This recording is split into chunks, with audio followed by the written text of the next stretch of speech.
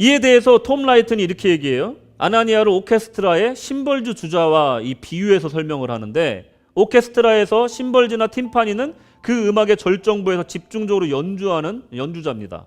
그래서 지휘자가 각 악기의 연주자들을 소개할 때, 이제 모든 거 끝나고 소개할 때 여기 바이올린, 플루, 비올라, 첼로 이럴 때 박수가 막 나오다가 심벌 그러면은 저쪽에서 막 웃는 소리가 난대요. 웃으면서 이게 박수를 쳐준대요. 약간 조롱에 섞인 거죠.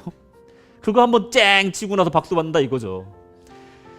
그런 웃음이 나온다고 해요. 그래서 또 흔히들 얘기하는 게 심벌주 주자는 한 번 칠 때마다 10만 원이다 뭐 이런 얘기도 있대요.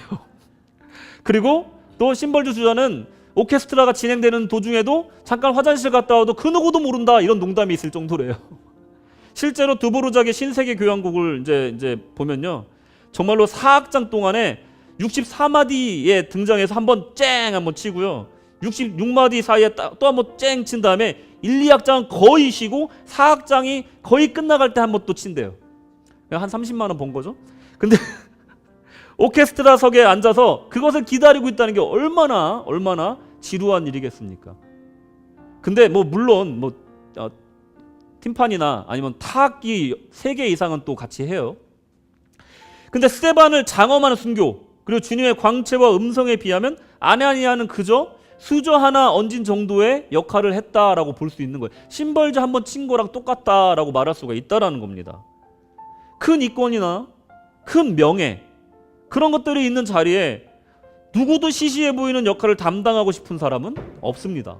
누구나 빛나는 자리에 앉고 싶고요, 명예를 받는 자리에 앉고 싶은 게 다 똑같은 생각이겠죠. 더군다나 사울은요 그냥 보통 사람이 아니었어요. 다메섹에 오는 목적이 뭡니까? 잡아서 죽일 생각으로 오는 거예요. 잡히면 어떻게 됩니까? 예루살렘으로 압송될 게 뻔해요. 그런 사람한테 가라는 겁니다. 여러분, 용기가 필요하겠죠. 13절 14절에 보시면 아나니아가 대답하되 주여 이 사람에 대하여 내가 여러 사람들에게 들었사온즉 그가 예루살렘에서 주의 성도에게 적지 않은 해를 끼쳤다 하더니, 이미 알고 있는 거예요.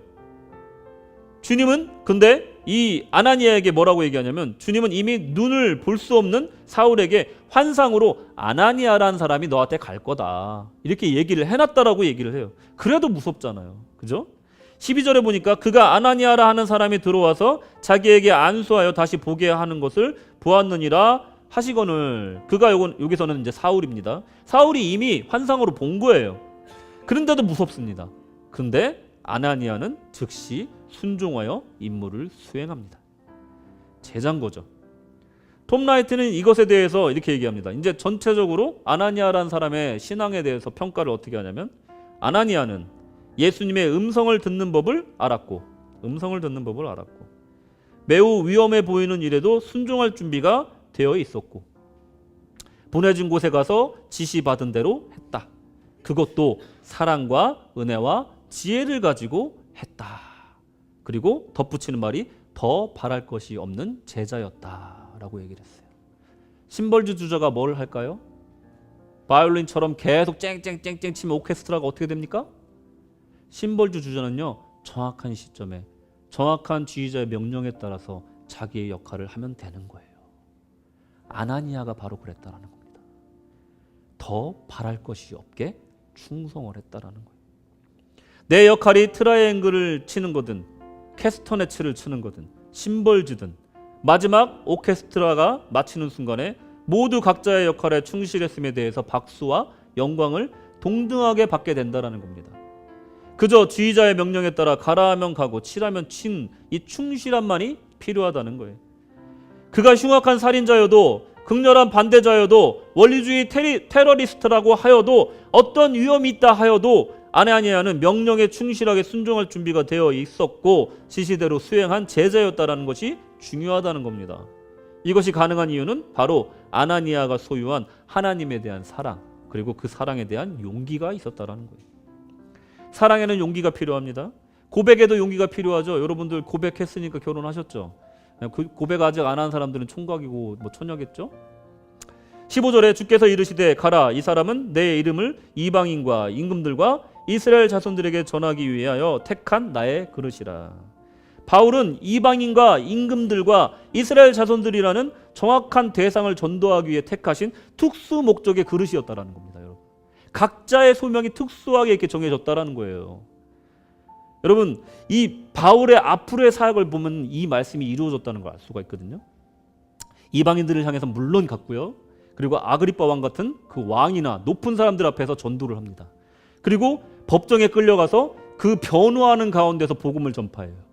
실제로 우리 주님께서 계획한 대로 이 사울이라는 자를 바울로 만들어서 특수하게 정말 주님의 그릇으로 사용했다라는 것을 이의 인생을 통해서 너무나 정확하게 우리가 발견할 수가 있다라는 겁니다. 하나님께서는요, 완고하고 고집센 우리를 아나니아와 사울을 부르신 계획만큼이나 중요한 소명으로 이 자리에 부르신 줄로 믿으시기 바랍니다. 여러분들 각자에게 그것이 심벌즈가 됐건 바이올린이 됐건 첼로가 됐건 중요해 보이지 않든 여러분에게 특수하게 맡기셨다는 것을 기억하시기 바랍니다. 여러분들은 주님이 특수하게 부르신 그릇들이라는 겁니다. 아나니아도 죽음을 무릅쓰고 십자가를 지고 주님을 따르는 제자였습니다. 아나니아의 소명도 사울의 소명만큼이나 소중했다는 것을 우리는 잊지 말아야 됩니다.